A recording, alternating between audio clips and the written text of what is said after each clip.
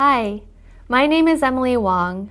I have been an instructor at UC Irvine for 5 years, teaching ESL and TEFL.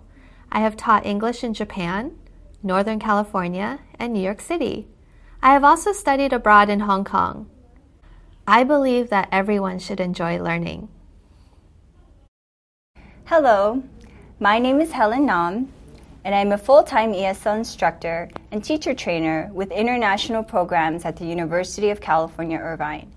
Outside of class, I am very involved in CATISOL, a professional organization for educators of English, serving on the board's award review committee and serving locally as past coordinator to help organize professional development workshops for English language instructors.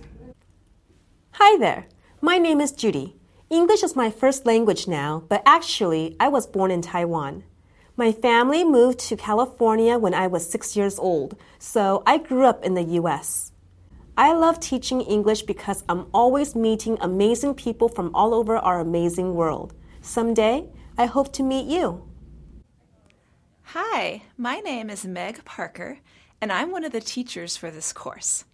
I have over 16 years' experience teaching English to kids, teens, and adults in both the United States and Mexico.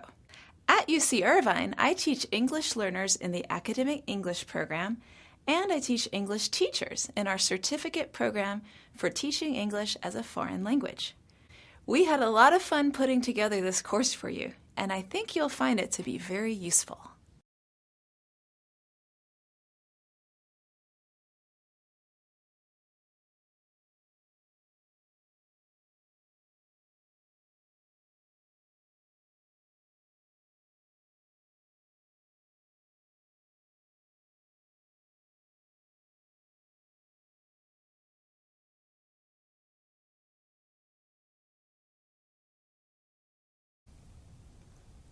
Welcome to the second course in the Intermediate Grammar Specialization.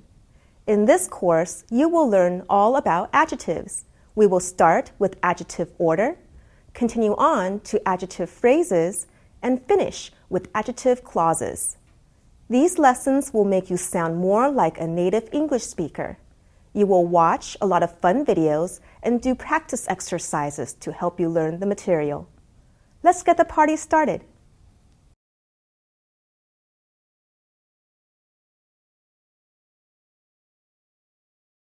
In this video, Judy and I would like to suggest a general sequence on how to teach grammar.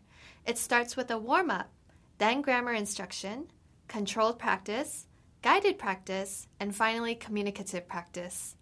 Right, Emily. There are 5 main parts. Let's talk about each one in more detail. The first one is a warm-up, an activity that gets students interested in the grammar point. You don't usually tell students what the grammar point is at first. You just say or elicit some comments about a topic such as clothing or family. The students' reactions to a warm-up can be used to find out what they already know about the grammar point. The warm-up should also serve as a lead-in to the next step, grammar instruction. Grammar instruction is the part of the lesson where you teach about the grammar point. This is where you introduce the structure or form and the different uses and provide examples. The third step is to give controlled practice activities. These are typically exercises to check if students understand the form. They include fill in the blanks, multiple choice, word order questions, and error correction. You should not stop with controlled practice, however.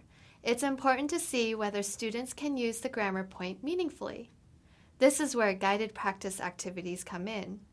These activities push students to use the grammar point to express their ideas and thoughts in a meaningful way, but at the sentence level. In other words, these activities do not have fixed answers. Finally, students should be given the opportunity to practice the grammar point in a communicative way.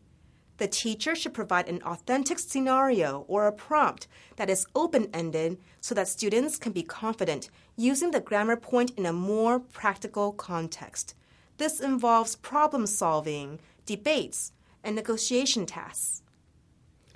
This sequence demonstrates the use of scaffolding, such that the teacher uses step-by-step strategies to develop the student's abilities and confidence to use the grammar point. Students are gradually given more responsibility and eventually become more autonomous learners. Of course! After all, the ultimate goal is for students to successfully use English in situations outside your classroom after the class ends.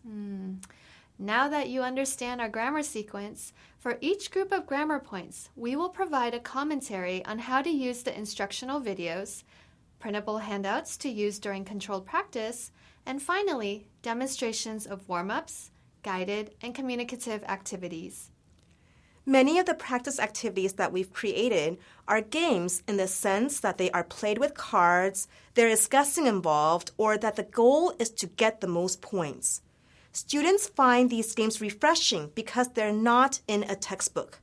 We will also introduce some task-based activities based on real-life situations, such as asking for directions when you're lost or how to describe your qualifications at a job interview.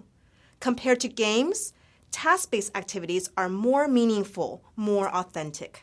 Also, keep in mind that the successfulness of an activity strongly depends on how clear the instructions are. As you're watching the demonstrations, please pay close attention to these two aspects, conciseness and modeling. Explanation should be concise, which means it's limited to only a few steps at a time. The instructor then provides examples and models these first steps before moving on to instructions for the next stage of the activity. Clear, concise, step-by-step modeling of instructions will ensure a more successful outcome to these activities, because instead of being told what to do, students will be shown what to do. Yes, they will be able to follow your instructions more easily.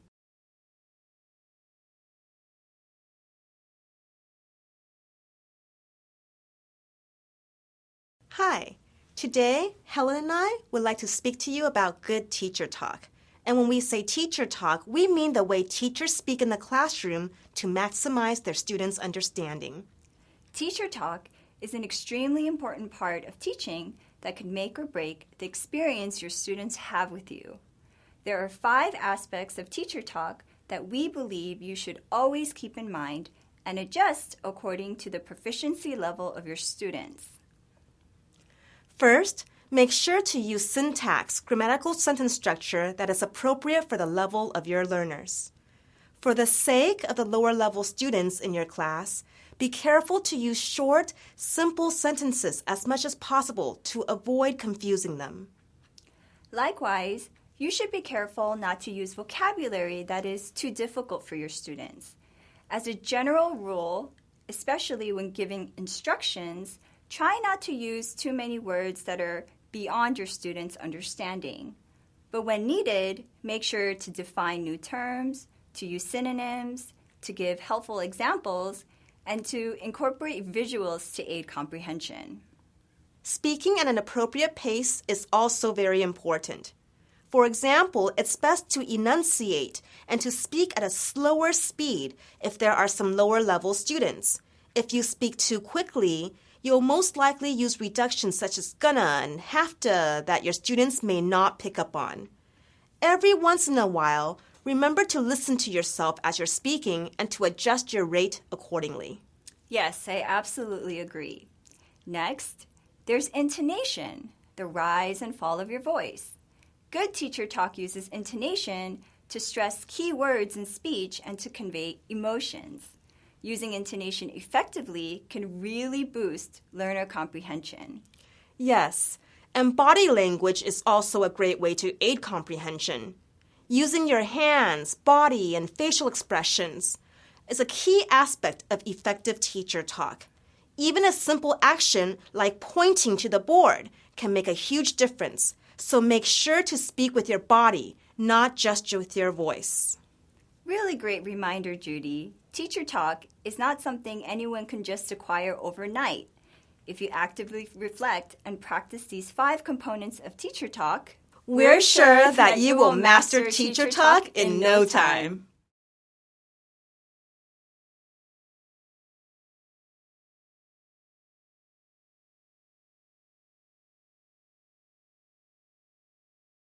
In this first module, you'll learn how to teach adjectives, which includes learning how to teach adjective order, participial adjectives, comparatives, and superlatives.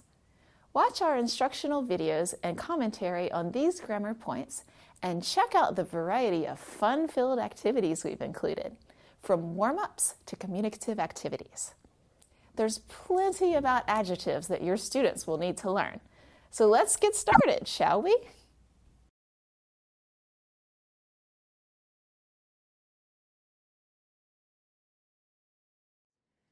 Cute, friendly, intelligent, and an all-around wonderful human being.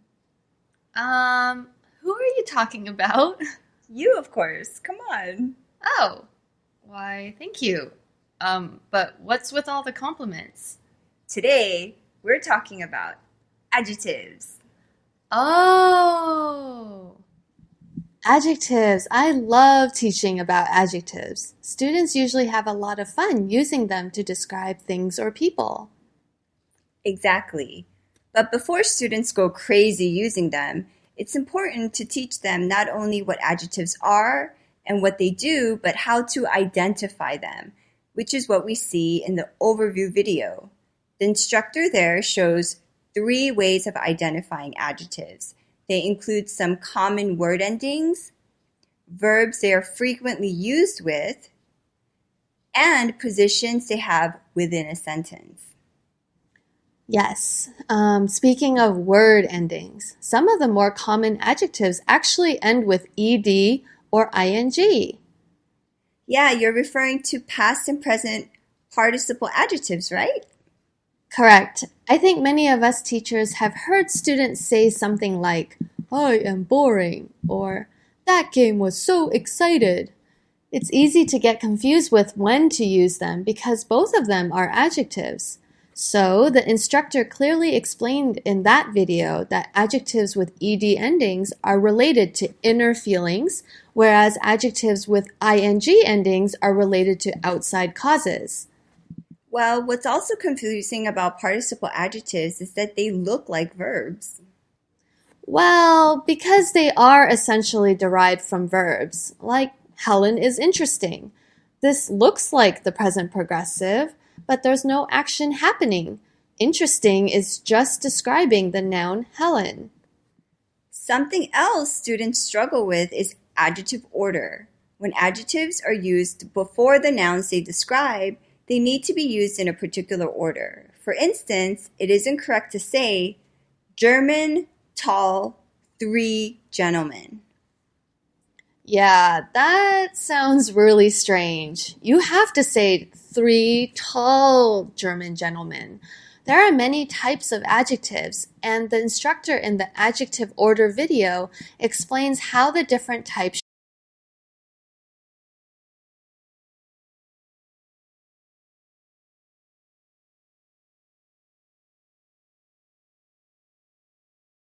should be ordered. But to be honest, the order is sometimes confusing even for native speakers. I think many of them may just say, it sounds right.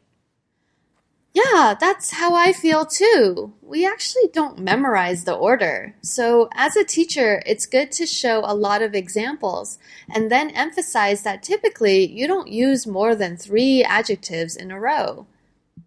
Yeah, if you use too many adjectives, it becomes more confusing for the listener. Oh, you just reminded me. More confusing. That's another type of adjective we should mention. Comparatives and superlatives. They're relatively easy to teach compared to the order of adjectives, actually. That's true, because you can easily use things or people in the classroom to demonstrate the concept of making comparisons. The students just need to become familiar with the basic sentence patterns. The instructor of the comparative and superlative videos provide a number of patterns with their respective meanings. But there are a couple of areas that are good to review when you teach these 2 types, namely syllables and irregular adjectives. Yes, syllables help students determine whether to use ER ending or more for comparatives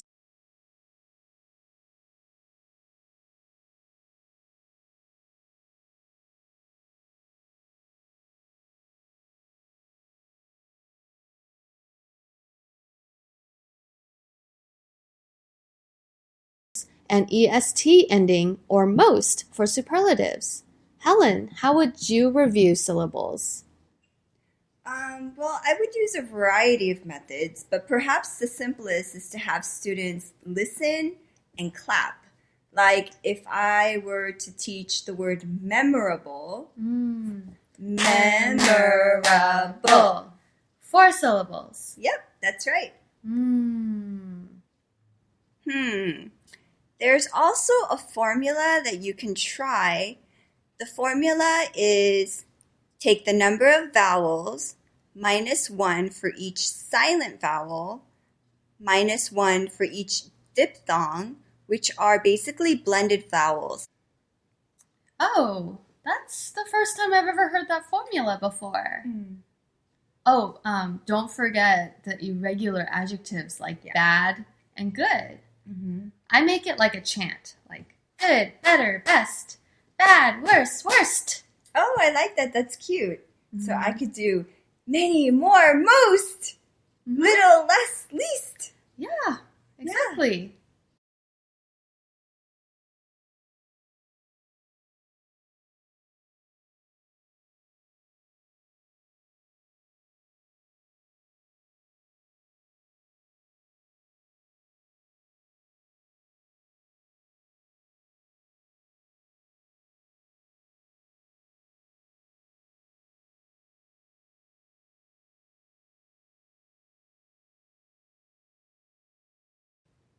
These patterns are helpful.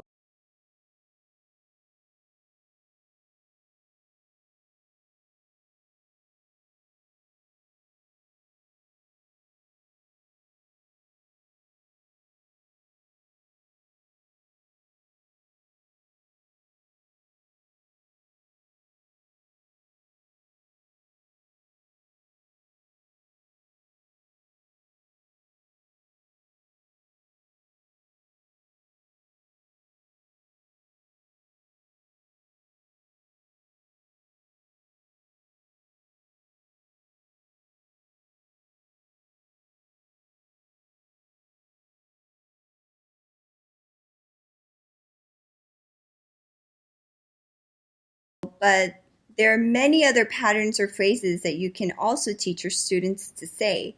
For instance, instead of saying, Helen is shorter than Emily, you can say, Helen is not as tall as Emily. Yes, and other phrases for the superlative like Helen is one of the nerdiest teachers in our school.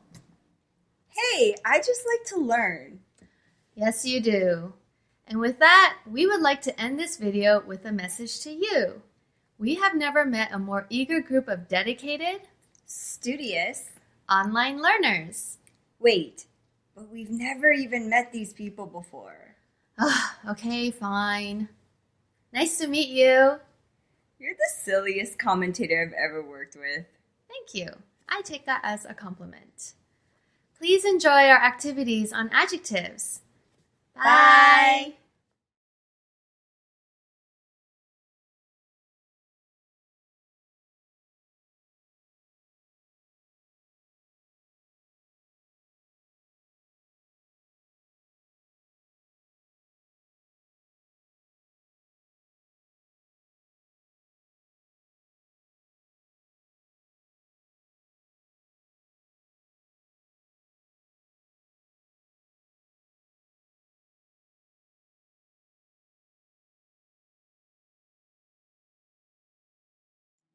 Place your order. A warm-up for adjective order. In this video, I will review the purpose, adjective order, preparation, instructions, and benefit of this activity. The purpose of this warm-up activity is to give students an opportunity to figure out the rule of how to order adjectives before the main grammar lesson. Let's do a quick review of what the order of adjectives is. Number, opinion, size, shape, condition, age, color, pattern, origin, material, purpose. This was taken from the adjective orders video lesson. In order to prepare for this activity, you need a worksheet with 4 adjective phrases and stacks of small cards with adjective categories. The number of stacks depends on the number of teams. Each team gets a stack. Here are some examples of adjective phrases. 1. One long wooden table. 2. 5 large light blue cotton shirts. 3. 3 Italian gold watches. 4. One small round yellow Mexican vase. You may notice that there are no commas. Don't worry about that. The purpose of this activity is to just focus on the adjective order. Here are some examples of small cards with adjective categories. Even though the activity order video listed 11 categories, I only chose 6 categories that were easier for students to understand without having to explain too much. In the picture, you see simpler categories like number, shape, or color. If you refer back to the 4 phrases in the previous slide, you will notice that I have 6 different types of categories total. Now, I will give you the instructions for teachers. First, put the adjective cards on the board, but you don't have to put them in order. Actually, it's better if they are random. Second, review with students what are examples of each. You can ask students to volunteer answers, or if they aren't sure, you can give examples. For materials, here are some examples. For size, color, number, shape, and origin. Third, erase the examples and put the cards to the side. Show students a phrase like one long wooden table. Ask students to count the number of adjectives. They should recognize that there are 3 adjectives. Ask them to categorize each of the adjectives. When they say each category, move the card above the word like this. 1 is a number. Long is shape. Wooden is material. Next, explain to the students that there is an order of adjectives. In this sentence, the order seems to be number first, then shape, then material. Tell students to write this order on a piece of paper. Now, it's their turn to decide the order of the adjectives. Students will work in teams of 2 to 3 people. When they are done forming teams, give each team a worksheet and a stack of adjective cards. Then, give your students these instructions. Number 1, work in small groups of 2 to 3 people. Number 2, read each phrase. Move the cards to help you decide the order. This is the same as how I did it during the example. Number 3, take notes about the order. Number 4, when your team finishes all 3, compare the order of all phrases. Is there a general pattern? Number 5, review the answers as a class.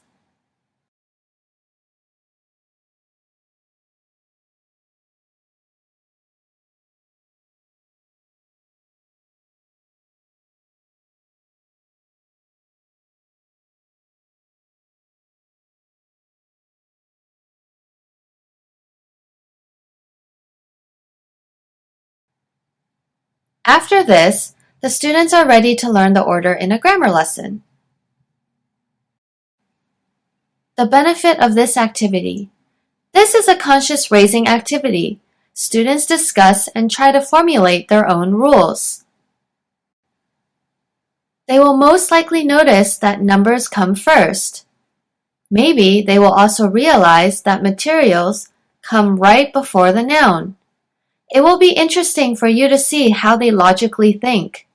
Then you are ready to teach them the rules. Have fun watching students place their order.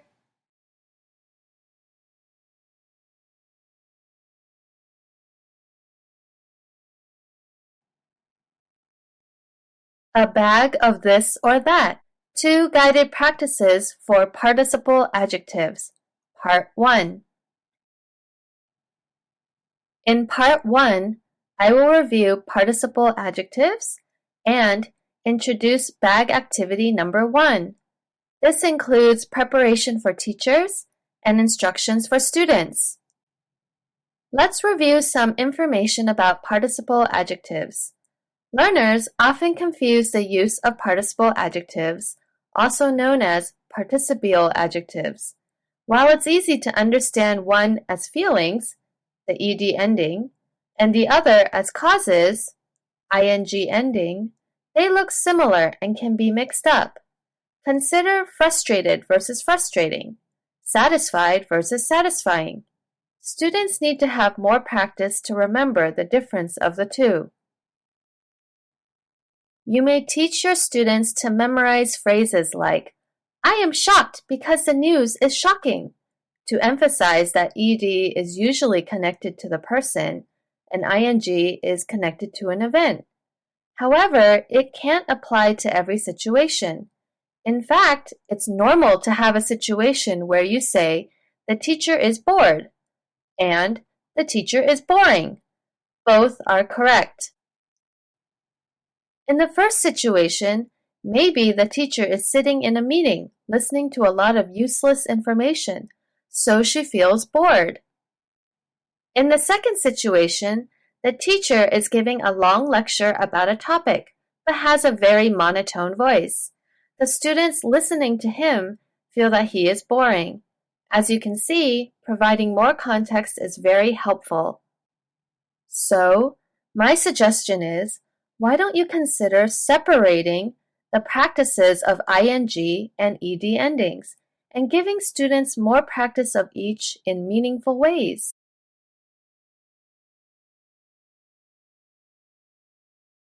Sometimes practicing in isolation but through a meaningful way can actually be more memorable and helpful if you want students to internalize it more effectively. I will present 2 activities that are tied by a common theme, using a paper bag. For the first bag activity, students will practice using adjectives ending with ing. Students will work in small groups and discuss what they feel about different scenarios. To prepare, we can group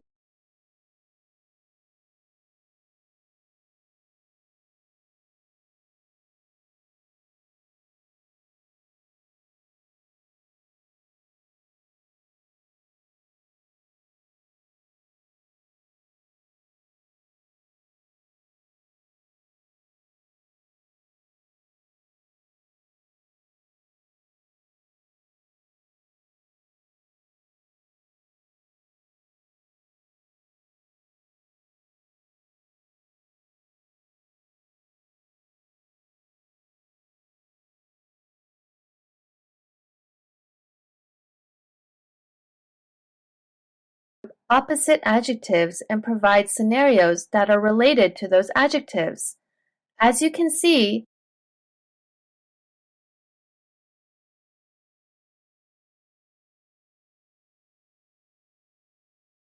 some of the adjectives appear more than once, like exciting and interesting. Put each scenario on a strip of paper. A handout with sample scenarios has been provided for you to use. For example, a strip of paper will have the following situation: riding a roller coaster, terrifying or exciting. Put all these strips into a paper bag. Here are the instructions to give the students. 1. Students will work in groups of 3 to 4. 2. Each team will receive a paper bag. 3. Student A will choose a strip of paper, read the topic, and share his or her answer with the others. 4. The next student will go and do the same. At the end, you can gather the whole class back together to discuss any surprises or funny answers.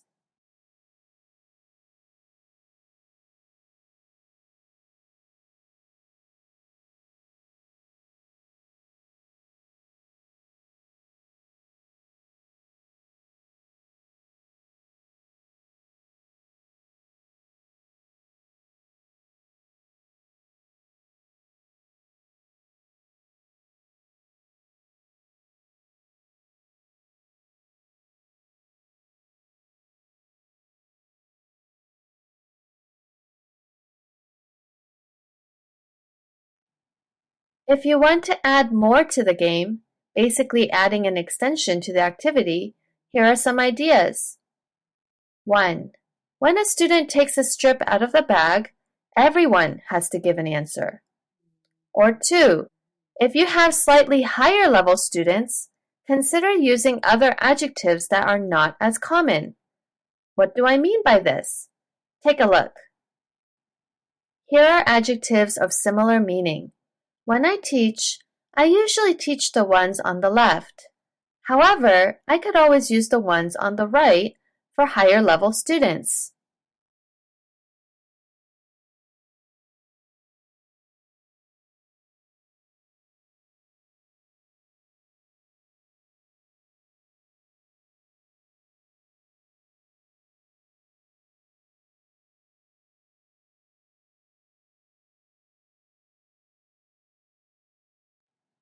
Also, if you want to make a variation to the original activity, here are 2 suggestions. 1. When a student takes a strip out of the bag, before he or she shares the answer, the rest of the team members will first guess what they think that student will say. 2. When students are more familiar with the ing endings, they can make their own scenarios to interview others. So, instead of riding a roller coaster, they can think of their own situations that are either terrifying or exciting. Please continue to part 2 for an activity to practice ed endings.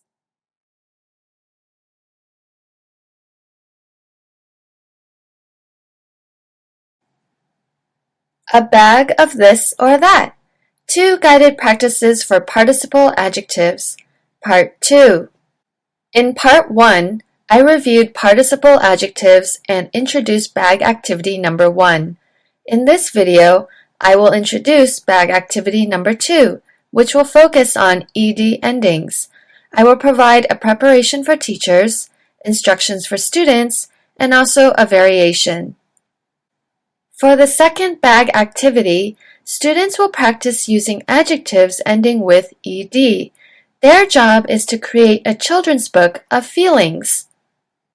To prepare for this activity, you need to 1. Make a list of feelings that you have taught your students, and 2. Put them onto little slips of paper and into one paper bag. Here are some adjectives